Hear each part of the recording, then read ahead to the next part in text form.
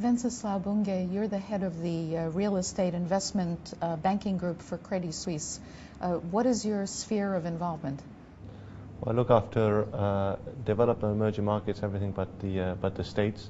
Spend a lot of time in the EMEA region, and most of my time as well in Latin America combined. Probably 70% in EMEA, 30% in Latin America. Which, I mean, those are very large terrains. Which are the best countries in those regions?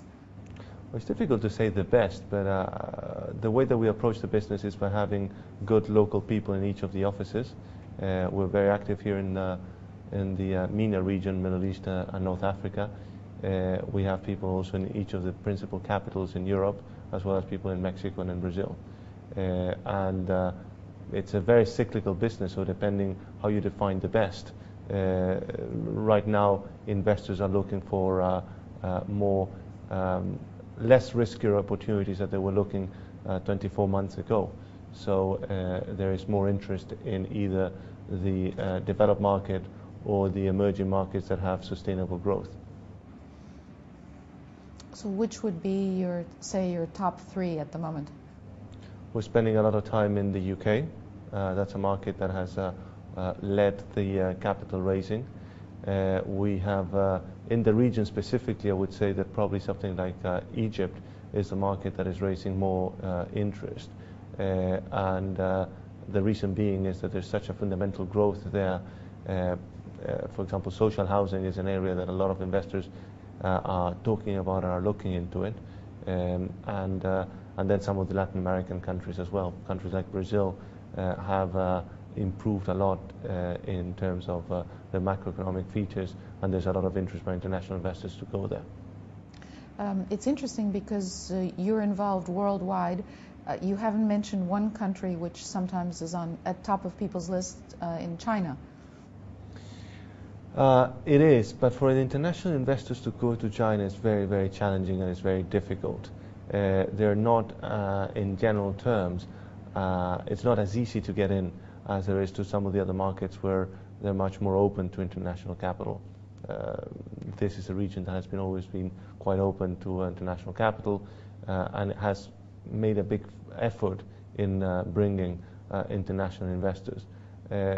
China is much more opportunistic, has a much more opportunistic approach, and that's why I don't see as much interest there, at least from the type of institutional investors that we talk to, as we see in some of the other markets. How worried are the big institutional investors by the general economic condition? I mean, the difficulties in solvency and in values of properties and so on around the world? It really changes country by country. But if you want to generalize in terms of the answer, what I would say is that I don't know of any investor who has invested capital over the last 24 months that hasn't suffered. Over the last 6 months, things have improved significantly. We're seeing a lot of liquidity, but there's still a lot of burned investors out there. And what I see is a big generational change. I think that the traditional investors, the ones that were part of bigger banks, are the ones that are going to be suffering the most. The pure real estate investors are the ones that are going to really take advantage of this new investment opportunity, investment cycle that you're going to be seeing. You were interviewing a minute ago a colleague of our friend and client of ours who was making a very smart investor in one of these countries that I was using as an example, Brazil, which was a pure opportunistic play at the end of December, and that investment has at least tripled or quadrupled in such a short period of time. That generational change is the one that I think that we're going to start seeing more and more. What would you say to people in this part of the world? Is it a good time to invest? Is it still time to wait? What's your advice? The problem with real estate is that it's very difficult to generalize, and the issue that international investors have with the region is that they don't end up understanding it. This is a region that doesn't lack liquidity, that doesn't lack capital. So if there's a good opportunity, they will always think that the obvious capital will come from the region itself. They have been more exporter of capital than any other region over the last 2-3 years. And therefore, for international investors to come here is very difficult if all what the locals are looking is capital. If what they're looking is know-how, if what they're looking is technology, if what they're looking is experience in the sector, then there's a lot of interest to come here.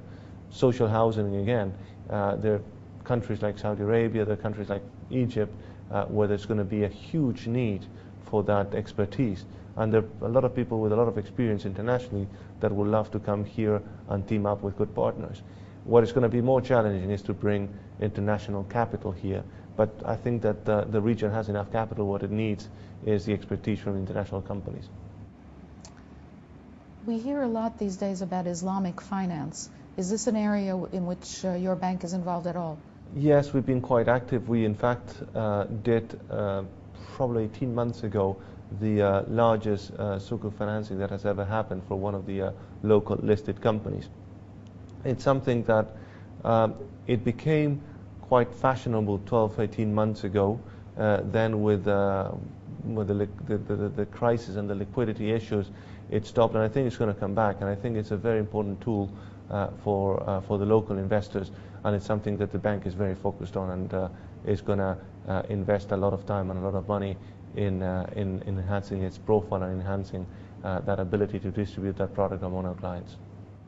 Is it more or less lucrative for a bank with advisory functions to deal with what we might call the capital that we're used to and Islamic finance?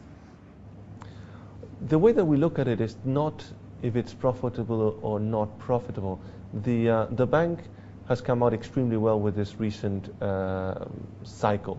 It's one of the banks that was one of the few banks that hasn't received any government support.